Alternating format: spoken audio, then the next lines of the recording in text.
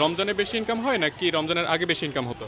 রোজার আগে ইনকাম হতো, রমজানের আগে। আগে ইনকাম হইতো ভালো, এখন রোজার মাসে ইনকাম হয় না। রমজানে বেশি আর্ন হচ্ছে নাকি রমজানের আগে বেশি ইনকাম হতো? রমজানের আগে, রমজান মাসে ইনকাম নেই, এর আগে বেশি হয়েছে। আগে কয় টাকা হতো আর এখন কয় টাকা হয়? আগে হয়তো এই 1000-1200 টাকা কামাইতাম, এখন 500-700। এখন কেন কম? এখন সবকিছু বদ্ধ সদ্য না। স্কুল কলেজ বন্ধ, যদি ফাঁকে ঘরটা পাইলে পাই, না পাইলে নেই, সবাই হাঁটতে জায়গা কি করুন কন। এই সময় কি আরো ইনকাম বেশি হওয়ার কথা না?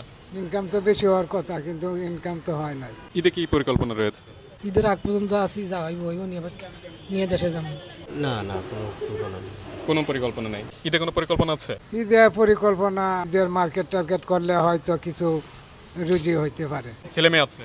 মেয়ে আছে, ছোট নাকি বড়? বড় আছে, ছোট আছে। সব সময় তো আর মানুষের কাছে টাকা পয়সা থাকে না। সবকিছু এখন সবকিছু অফিস আদালত এটা সেটা সমস্যা হইতেই পারে মানুষ।